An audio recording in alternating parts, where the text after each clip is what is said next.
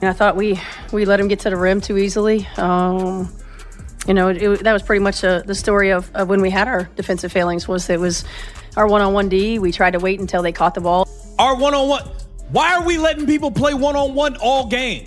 Why are we letting people play one-on-one all game with no help? What made this game even more alarming was the fact that the Indiana Fever surrendered an unbelievable 60 points in the paint against the Atlanta Dream, a number that instantly raises serious questions about the team's defensive effort and overall discipline. Take a moment to really think about that. 60 points scored right at the rim with very little resistance throughout the night. At the same time, Caitlin Clark found herself dealing with foul trouble extremely early in the game after being hit with several questionable calls that many fans felt were completely unwarranted. Yet not a single one was challenged from the sideline when it could have made a crucial difference. Allowing people to play one-on-one the whole time, Stephanie White, you book.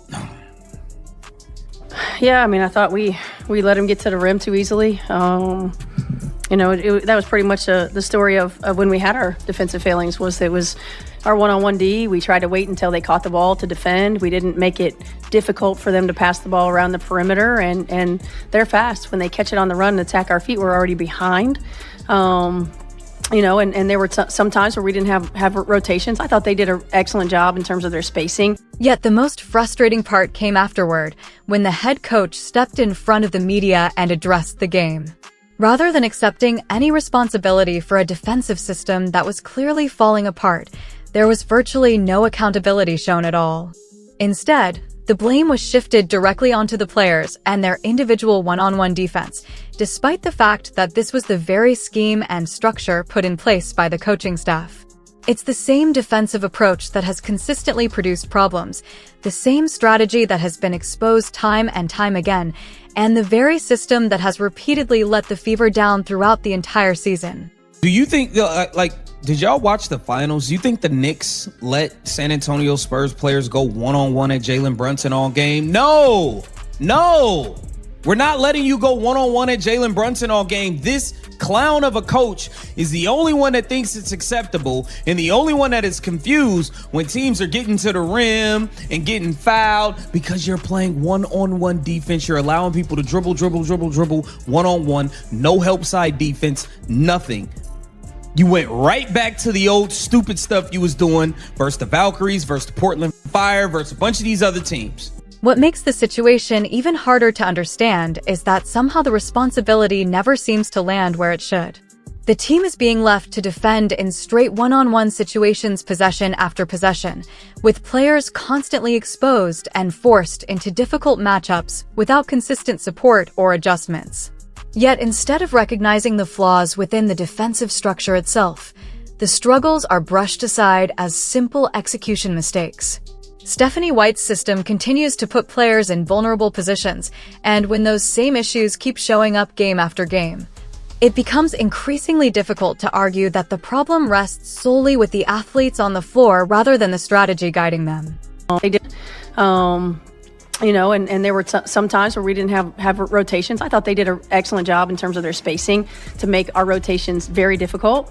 But we've got to be able to guard one-on-one, and more than anything, we got to defend without fouling. We cannot continue to let people live, in the 20s and 30s in terms of free throw attempts. We just got to be better. What we're really talking about here are situations where opposing players are catching the ball at full speed, attacking downhill immediately, and getting behind the defense with tremendous momentum already on their side before anyone can react. That creates an enormous advantage and puts defenders in nearly impossible positions from the very start of the possession. Let's be absolutely clear about this point because it matters. That is not an issue of player execution, effort, or individual defensive ability. It is a direct result of the system being used and the positions players are being placed in. When the scheme consistently allows opponents to gain that kind of leverage and attacking space, the responsibility extends far beyond the players on the floor and points directly toward a fundamental coaching problem that continues to surface game after game. How much did that play a part in closing with KK for much of that last couple minutes? It played a big part, and KK was doing a great job on the boards. Her length, she gets deflections, she gets steals, she's active, she's mobile enough to guard multiple positions. She does a really good job of anticipating, and she just gave us a different look. I'm not trying to come at Michaela Timpson. Solid young player, learning, growing. She has no business being in the game late in the fourth quarter down the stretch. What makes this issue stand out even more is that virtually every other team in the league provides some form of help defense whenever their primary defender gets beaten off the dribble. Yet, Stephanie White's system continues to leave players stranded in difficult one-on-one matchups throughout the game, forcing them to defend with little to no support behind them. The result is predictable. Opposing guards repeatedly find clear paths to the basket and reach the rim with minimal resistance. What makes the situation even more concerning is that this is not a new problem. The Fever dealt with the exact same defensive breakdown against the Valkyries, and despite having a clear opportunity to address it, the same flaws appeared once again. That raises an important question about whether meaningful adjustments are being made, because when the same weakness keeps resurfacing night after night, it becomes increasingly difficult to view it as anything other than a systemic issue within the overall game plan. As the discussion continued afterward, one of the key questions centered on the paint defense itself. What exactly was causing these repeated breakdowns inside the lane? I thought that group really dug in on the defensive end of the floor, got stops, we rebounded it well, and we moved it on offense. We made it a little bit more difficult because the ball got side to side. We got some higher quality looks and knocked them down. I can't stand this lady, bro. I can't stand. The fact that she always takes every opportune moment. She never steps up to the podium like a leader and takes accountability. She's looking to pass the buck at every single opportunity. It makes me sick. She never addresses the sorry stuff her and her. What makes the criticism even stronger is that the Fever experienced these very same defensive issues against Portland as well. We are no longer talking about a single bad night or an isolated mistake. We are looking at a pattern that has appeared across multiple games, producing the same damaging results over and over again. The defensive breakdowns in the paint have become far too consistent to ignore, and each time they occur, the explanation seems to circle back to player execution rather than the system itself. Yet when identical problems continue showing up against different opponents, it naturally raises questions about the effectiveness of the overall strategy. Despite that, Stephanie White repeatedly returns to the post-game podium emphasizing execution errors by the players. While many observers believe the coaching staff should also be taking a much closer look at the defensive approach that continues to generate these recurring issues throughout the season. Down in the paint that you saw? Well, I think there were multiple. There's when you get layups, 20 points off of turnovers, 17 fast break points. It's our turnovers are killing us. Our turnovers, some of our poor shot selection, they go down the other end, you get a layup most of the time. So that was part of it. Some of it was poor rotation. Nah, it's the turnovers. Are you talking about Caitlin Clark turnovers? Because she carried y'all through the first three quarters.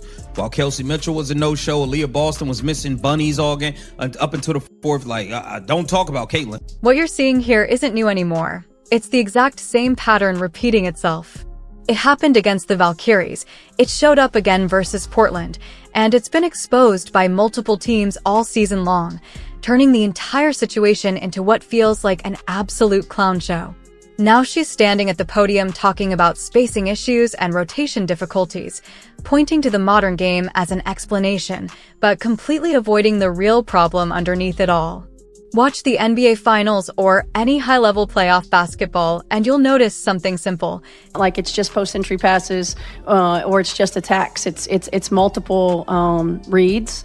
It's multiple ways, and we just didn't make it difficult enough before they got to the three-point line to be able to take them out of risk. Teams don't just allow defenders to get isolated on an island.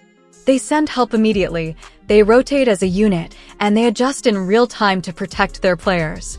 That's not some advanced theory. It's basic, fundamental basketball at every serious level. Yet, Stephanie White is treating it like spacing somehow makes defense impossible. The reality is much simpler. The Atlanta Dream putting up 60 points in the paint wasn't because of elite offensive creativity or some revolutionary spacing concept. It happened because Indiana Fever's defensive scheme offered virtually no resistance at the point of attack. When your primary defender gets beaten off the dribble and there's no help waiting behind them, teams are going to attack the rim relentlessly every possession. That's coaching 101, and the fact it's not being executed is hard to ignore. But the part that should genuinely concern every Fever fan right now goes even deeper. This is where things start to look increasingly indefensible. Stephanie White continues to avoid challenging questionable officiating decisions, and the situation around Caitlin Clark makes that even more glaring. Early in the first half, Clark was hit with multiple highly questionable fouls that immediately put her in foul trouble and limited her ability to play any kind of aggressive defense. A proactive coaching staff in that moment would be communicating with assistants, reviewing those calls, and using a challenge to protect a franchise player from obvious officiating errors. White, however, didn't challenge a single one. As a result, Clark was forced to sit for long stretches, stuck on the bench in foul trouble while Atlanta built momentum and stretched the lead with ease. Then comes the contradiction that's hard to ignore, complaining in the post-game presser about players struggling to defend one-on-one without fouling, while not taking any action to address the very calls that created that situation. You can't operate on both sides of that logic as a head coach. Either you step in and protect your star by using your challenge when calls are clearly questionable, or you accept that she'll have to play overly cautious defense just to avoid an early exit. Instead, no adjustment came, no challenge was used, and the consequences were left to unfold on the court. What makes it even more striking is how White later praises KK's energy, length, and defensive deflections in key moments, which, to be fair, does bring real value. But it also highlights the inconsistency between what's being emphasized and what's actually being managed during the game. Still a rookie who is actively learning the complexities of professional offensive spacing and high-level decision-making. When the Fever desperately needed a legitimate closer in the fourth quarter to seal the deal, they had Caitlin Clark on the court getting aggressively trapped by two defenders with no stretch available on the perimeter to kick the ball out to. So what happened?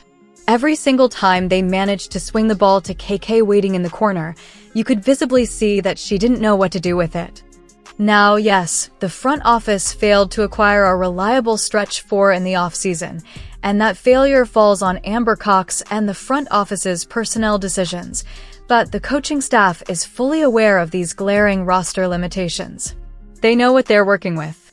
You simply cannot try to close out tight, must-win professional basketball games relying on a rookie who isn't a respected shooting threat, especially when your superstar point guard is getting relentlessly double-teamed every time she touches the rock. And yet, she never once addresses the genuinely sorry stuff that she and her own coaching staff are responsible for. Watch closely how Stephanie White politically frames that brief comeback they had when Caitlin Clark went to the bench to rest. She immediately credits the team for supposedly digging in defensively and finally moving the ball well on offense, which, hey, that's totally fine to say. Basketball is a game of runs and teams go on hot streaks. But if you pay attention, she is clearly using that one specific isolated stretch of good play to deflect from the vastly larger systemic defensive problems that plagued them for the entire duration of the game. Let's not forget the harsh reality of the box score. Atlanta Dream produced 60 dominant points in the paint. The Fever still allowed 20 easy points off turnovers. And they gave up 17 uncontested fast break points. Having one decent defensive stretch in the second half does not magically erase 3 solid quarters of catastrophic fundamental defensive breakdowns. And this is where the recurring toxic pattern in her leadership becomes impossible to ignore. Whenever things go wrong on the floor, it is immediately labeled as poor player execution. But the second things go right for even a brief fleeting stretch, it suddenly gets praised as a brilliant collective team effort. There is never a single moment where White steps up to the microphone like a true leader and admits the coaching staff made critical mistakes, that the strategy was flawed, or that adjustments should have come earlier. That level of accountability never comes. You have to tell her to chill for a second, because now she is up there talking endlessly about how turnovers and poor shot selection were the main reasons for all those transition points. And yes, live ball turnovers hurt any basketball team. But being specific and honest, she is indirectly pointing at the one player who actually carried the offense early. Caitlin Clark practically put the entire team on her back and drove the offense through the first 3 quarters, while Kelsey Mitchell was invisible and Aaliyah Boston was missing easy finishes at the rim. It was Clark's elite playmaking and court vision that kept Indiana within striking distance. So when Stephanie White mentions turnovers as the issue, she is indirectly and unfairly criticizing the only player who consistently showed up ready to compete. The Dream scored 20 points off those turnovers, but stepping back to the bigger picture, they still produced 60 points in the paint mainly through standard half-court possessions where the defense was already set. That is the real undeniable problem. The transition points are only a symptom of a much deeper issue. The defensive scheme that keeps allowing straight-line drives to the basket without resistance is the actual fatal problem damaging this roster. Stephanie White keeps trying to patch the symptoms while ignoring the underlying issue that is eroding her team's performance from within. Genuine leadership at the professional level requires accountability. And when your team allows 60 points in the paint for the 3rd time this season while sticking to the same defensive scheme, you don't get to reduce it all to one-on-one defense failures. A true leader looks in the mirror and admits the strategy is not working, then makes real in-game adjustments. You try zone looks to disrupt rhythm, you adjust rotations to close driving lanes, and you use your coach's challenges to protect your best players from questionable calls. Stephanie White does none of that. Instead, she repeatedly returns to the same broken approach game after game, and then acts surprised when opponents exploit the same weaknesses again and again. She refuses to challenge obvious momentum-shifting calls that put her best player in foul trouble early. She tries to close tight games with questionable lineups that lack perimeter shooting and proper spacing. And then when it all falls apart again, she walks to the podium and points the finger at everyone in the arena except herself and her coaching staff. The truly frustrating part of all this is that this collapse was easy to see coming. White arrived from Connecticut with a strong reputation as a defensive-minded coach, and bringing in Brianne January was meant to reinforce that identity on the bench. Yet despite all that talk, Indiana's defensive rating has been consistently poor all season long. There are no creative schemes to hide the weaknesses, no surprise zone looks to disrupt rhythm, and no meaningful adjustments when the primary defensive approach clearly breaks down. It's the same one-on-one coverage with minimal help-side rotation game after game, followed by press conferences where White seems genuinely confused about why opposing guards keep getting easy paths to the rim. Now consider what this means for the long-term development of a generational talent like Caitlin Clark.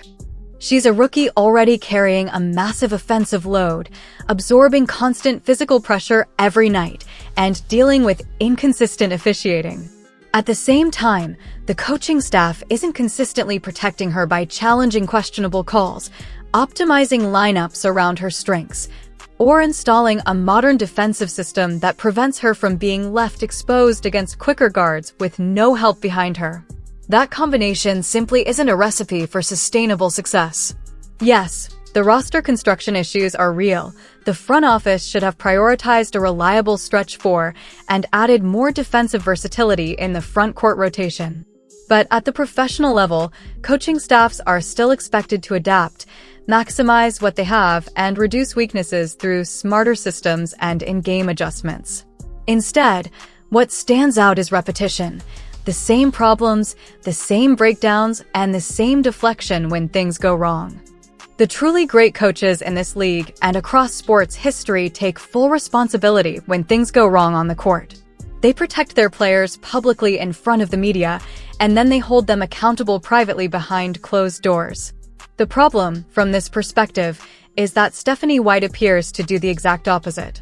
She frequently puts players in the line of fire during press conferences while rarely acknowledging her own strategic shortcomings, and that approach can quickly erode trust inside a locker room.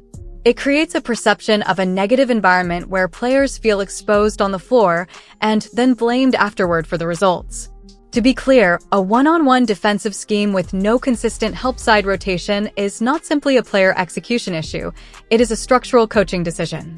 And when that same structure continues to fail game after game, persisting with it stops looking like discipline and starts looking like inflexibility. Every other team in the league at least shows some form of help defense and rotation when a primary defender is beaten off the dribble. In contrast, Indiana repeatedly gets caught in situations where drives go unprotected and opponents score freely at the rim, which is why those high paint totals keep appearing. From there, the bigger question becomes where this leaves the franchise moving forward. The season is still ongoing, but unless there is a willingness to adjust the system, take accountability, and evolve the defensive approach, the same problems are likely to keep repeating themselves. The games are still coming, and at this point the Indiana Fever find themselves locked into their current coaching direction, at least for the immediate future. But if the same defensive issues continue to surface night after night, the pressure around the entire structure of the team is only going to increase. The conversation inevitably shifts beyond single games and individual moments and starts to focus on whether the current system is actually aligned with the modern demands of professional basketball. Because what has stood out most this season is not just the losses themselves, but the patterns inside those losses. Repeated breakdowns in the paint, consistent difficulty containing straight-line drives, and stretches where rotations simply don't arrive in time have all become recurring themes. When those issues persist over a long stretch of games, it stops being about isolated effort and starts becoming a question of schematic identity, communication, and adaptability. At the same time, the broader responsibility within any professional organization is always shared. Coaching decisions, roster construction, player execution, and in-game adjustments all overlap. A young core, still developing chemistry and adjusting to the speed and physicality of the league, will naturally go through growing pains. But the challenge for any staff is to put those players in positions where their strengths are maximized and their weaknesses are not repeatedly exposed in the same predictable ways. That is where the front office and coaching alignment becomes so important. If personnel limitations exist, whether in floor spacing, defensive versatility, or reliable two-way depth, then the system has to evolve around those constraints rather than repeat actions that consistently lead to breakdowns. In modern basketball, successful teams rarely rely on a single defensive look or static approach. They mix coverages, adjust matchups, and actively disrupt rhythm when initial plans are not working. From a development standpoint, the most important concern is how these patterns impact long-term growth. A young star being asked to carry a heavy offensive load while also navigating constant defensive pressure and shifting lineup contexts requires stability and structural support. Without that, even high-level talent can end up in situations where consistency becomes difficult to establish from game to game. Ultimately, this is where the most important question emerges, not about any single play, call, or game, but about direction. Is the current approach evolving fast enough to match the level of competition, and is it creating an environment where both development and winning can realistically coexist? Or is the team relying too heavily on repetition without enough adjustment when opponents clearly begin to exploit the same weaknesses? These are the questions that naturally surface over the course of a long season. And as the sample size grows, so does the urgency for answers, because in professional sports, patterns eventually define outcomes far more than isolated moments ever will.